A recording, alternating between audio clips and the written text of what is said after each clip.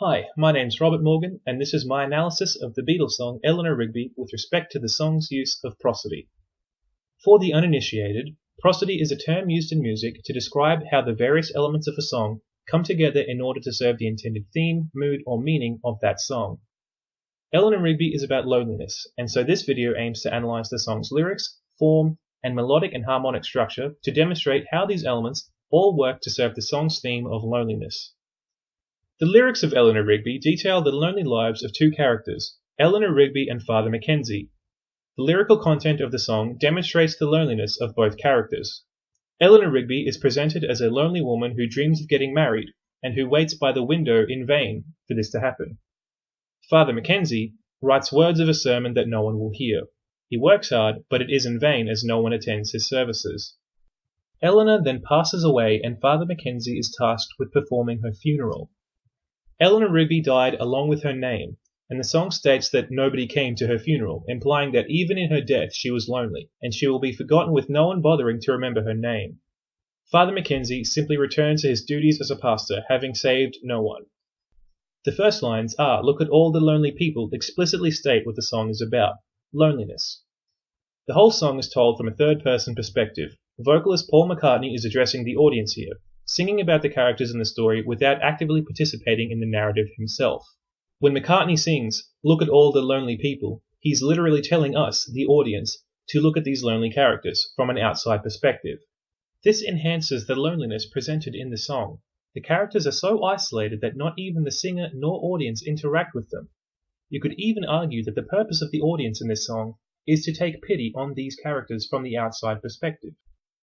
The lyrics of Eleanor Rigby play strongly into the form and structure of the song. The song consists of three main parts: the verses, the bridges, and the chorus. Both the bridges and the chorus address the audience directly. The chorus is a call for the audience to look at all the lonely people, whereas the bridge sections ask the audience where the lonely people came from and where they belong. Neither the bridge nor chorus sections relate to the characters in the story. The verses are the only places in the song that detail the characters' lives and present the audience with the narrative elements of the song. The verses are always bookended on either side by either a chorus or a bridge section. This has the effect of getting the viewer to look broadly at the world of the song in the bridge and the chorus before zeroing in on the characters in the verses. In essence, the mantra of loneliness presented in the chorus and bridge sections is backed up by the sad lives of Eleanor and Father Mackenzie. In all, the structure of the song is as follows: chorus, verse, bridge, chorus, verse, and then ends with a bridge, but with the chorus layered over the top.